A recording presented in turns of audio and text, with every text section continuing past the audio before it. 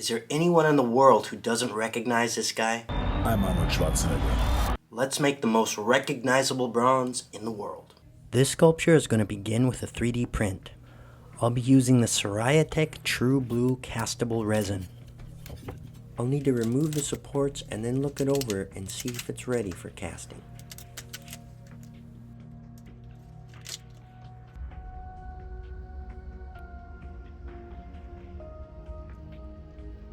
It still goes through the basic washing and curing process of any print. Now this print is printed hollow. Because of that, I added several vent holes because when you're printing, you don't want the suction to disrupt the printing fluid. But this will also be important in how we get a good clean bronze cast. The only issue I'm seeing with the print is the hair. I think we'll be able to deal with that. I'll do my best to fix a hair, but if I can't, it'll just be a reminder that nobody's perfect, aka artistic license. I'll cut off the flops of hair that are sticking out and recarve some hair grooves. It shouldn't be that hard to get it to look presentable.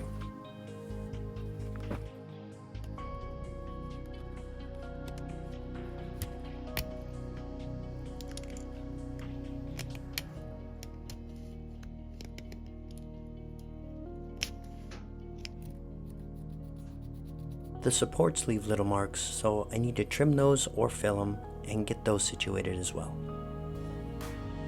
Now when I did the Natiri and the Alien, I cast them solid. However, for the Arnold, this is a hollow print. Because his chest and arms are so massive, I don't want to cast this solid. Ideally, when you're casting something, you want it to go from thin to thick, with a big riser on top. So although thin parts will cool and take their shape well, and the thick part can draw from that riser. If you cast it thick to thin, the thin part will solidify first, leaving this pool of molten metal to start cooling, and the sculpture will end up wanting to tear itself apart. However, being this is hollow, it'll have a uniform thickness, so I won't have a massive differential in the metal. But to get this to cast hollow, I have to put a core inside. So I'm going to repurpose these vent holes and get some investment inside. But I'm also going to need some chaplets to hold the core in place. I'm going to use the same investment that I use for the casting. I just mix up a little bit, and then I'm going to use a syringe to inject it into there. This technique could definitely use some refining. Let me know how you make cores for a sculpture like this. Now before the casting plaster sets, I'm going to embed my chaplets.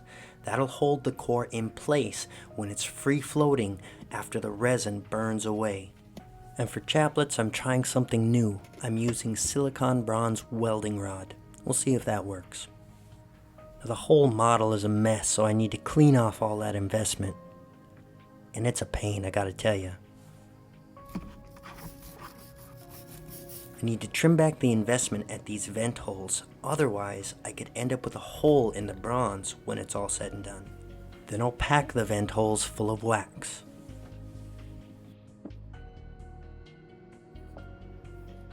Perfect, now there's no holes. Now I need to prep a base, and because the printer sometimes has flat edges that are warped, I'm not sure why, I need to use some sandpaper to get it flat again. And I also need to rebuild an edge with some wax. To attach Arnold to the base, I'm going to use some liquid resin and just put it on the bottom of the seat. Set him on the base and then use a black light to cure the resin. And I will cure it more than just this, but you don't need to see that. Now that it's all set, it's time to start spruing it up.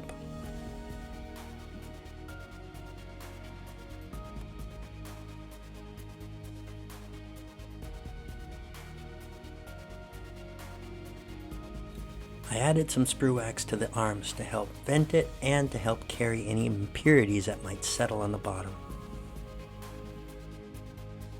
So if you've seen my other attempts on resin burnouts, you've seen that I got a lot of flashing in the casting. I've since learned that resin expands a lot when you heat it up and burn it out, and I think that's what's causing it. So I got a new kind of investment. It's called Plasticast, and it's designed for burning out resins and plastics.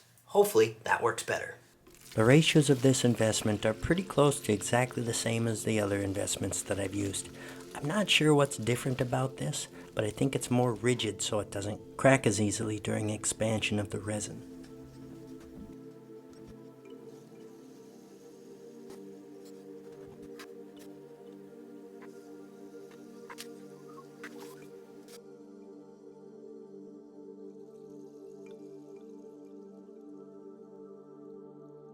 Next, I'll put it in the kiln for burnout. Now this resin doesn't melt out like a plastic would. It burns out, but it leaves behind no ash, so the castings turn out really well. Next, I have to get the metal melted.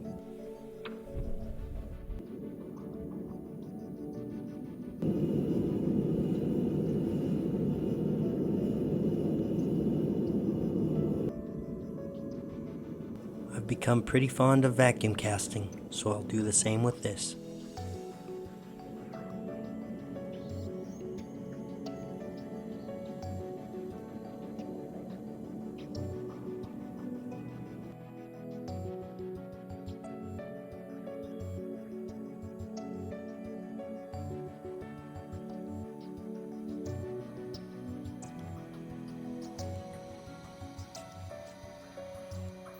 We have a good seal and a good vacuum pull. Now I let it cool for a bit before quenching. It's important not to quench too hot, but not too cold either. There's a balance. Too hot is very dangerous. Too cold is just an inconvenience.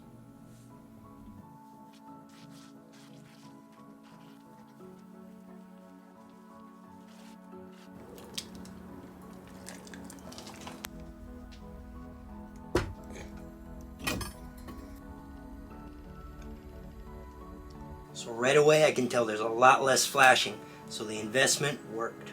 I'll clean it up and we'll see what we're really working with.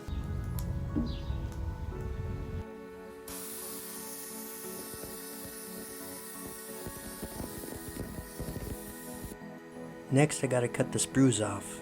I'm gonna try really hard not to cut my fingers off as I do it. There is still some flashing on it, but it's a lot more minor than the previous sculptures.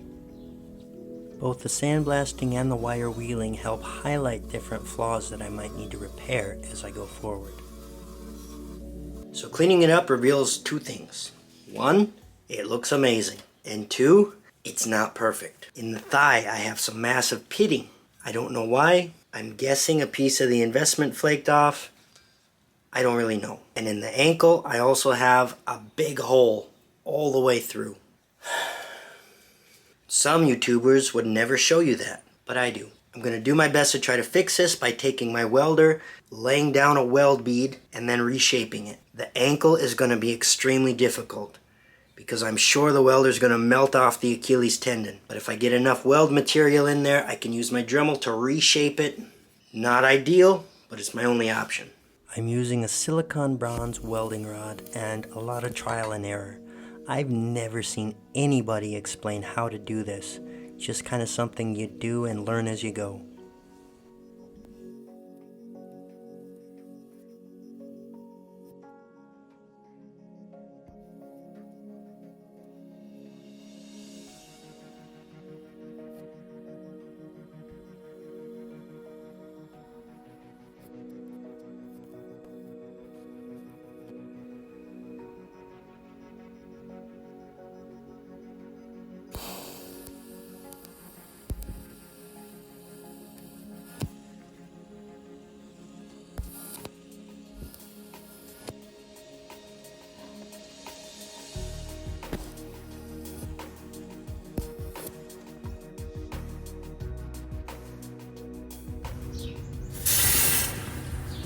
So the welding is done and I got a big mass of metal there that I can use to sculpt back in the detail of the leg. Same with the ankle. With the ankle, it's not a main focal point. I'm still going to try to grind in the actual detail of the ankle. Now I find another flaw right in the abdomen, and there's 3 little spots here by the serratus muscles. Sometimes a welder is not the most finesseful way to fix these, so I may try another method, but we'll come back to that. With the carbide bit, I grind away the bulk of the excess bronze. Once I get close to the shape, then I use finer tools and files to actually file in the detail. But I'll take care of some of that minor flashing that we had to begin with at this time as well. Filing is a lot slower process, but it's a lot more precise. By the way, does anybody out there have a favorite name brand of a file? I always feel like my files should be cutting better than they are. Sculpting the metal is a slow, tedious process, but I really want to get the contours of the muscle groupings back in there. And I think the quads are more or less back in condition now, so we'll move on to the ankle.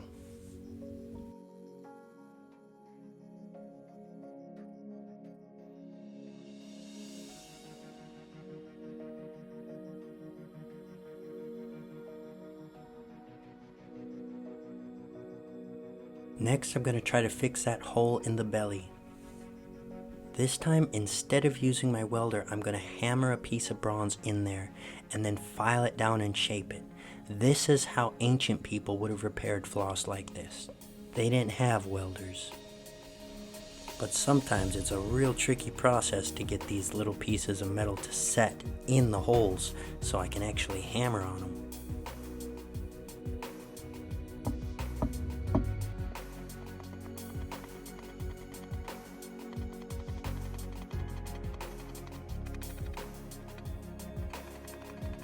Once it's hammered in and peened over, then I move on to the files. And just like that, the hole is completely gone. Now the holes by the serratus muscle were another story. The metal there was incredibly thin, so when I went to hammer the piece into the holes, it just smooshed in and went deep into the core. That's going to be a problem. I hammered a piece in the belly and that turned out pretty good. I tried to hammer a piece by the serratus muscles and it was so thin it dented in. This is really scary to me because it's so thin I can't hammer a piece in, and if I try to weld it, it's just going to melt and make a big hole. I don't know what to do. If it was just for me, I'd call it good. You can't see it very well, but I'd like to be able to sell it. But I can't sell it if you can look inside and see the investment core. That's not professional. So I have to patch it some way. The only way I can think to do that is with my TIG welder. I don't want to do it, but I don't think there's any other way. So I'm going to take my TIG welder, turn it way down, try to fill in these holes without melting a great big monstrosity. Then I'll have to take the Dremel and files and redo the detail work. And hopefully I can match what's there.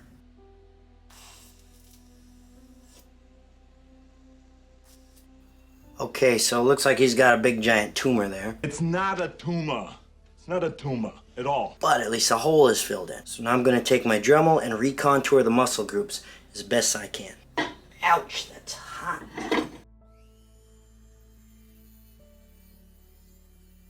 Sometimes when you're trying to fill in the hole, the core or investment can become this glassy material and won't let the metal penetrate very deeply. And when I dremeled it down, I revealed another hole. So I'm going to have to fill it in again. I clipped off a piece of welding rod and shoved that in the hole, but it wasn't enough. So I'm going to just have to take the filler rod and keep running it until it's full. When it's dremeled down to about surface level, then I can start contouring and adding the details of the muscles, like the serratus, or the abs, or the ribs. I'd much rather be sculpting this in clay instead of metal, but you get what you get.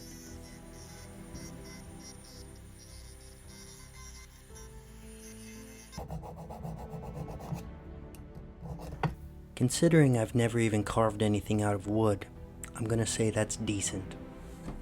A little buffing really helps to highlight the good and bad of your work. And I'm actually pretty happy with that. So we're getting close. I'm gonna sandblast it again, buff it all shiny, look it over and see if it needs any more metal shade chasing or filing, and then the finishing touches. The sandblasting is done. It's looking good. The buffing is done. I'll just hit the spots that I couldn't get with the big buffer with the little buffer. And now it's time for the patina.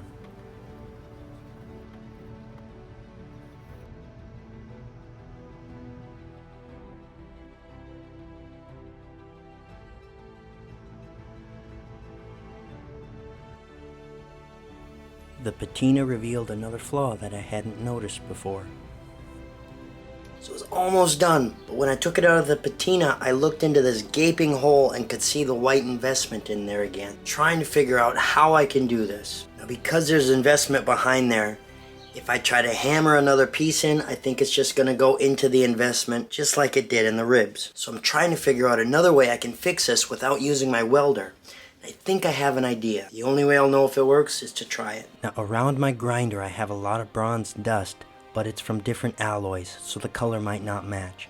So what I'm gonna do is I'm gonna take one of my sprues that I used and file that into a bunch of powder. Then I'm gonna mix it with some epoxy glue, jam it in that hole, and seal it off. That should allow me to get the same color as the statue and seal up that investment. It's not bad. Now I'll do a second patina and then give it some buffing for some highlights. I'll give it a quick coat of Protect-A-Clear and put some felt on the bottom as a final touch. And with that, we're done. The ankle turned out pretty well, as did the ribs. The hole in the arm is pretty hard to see as well.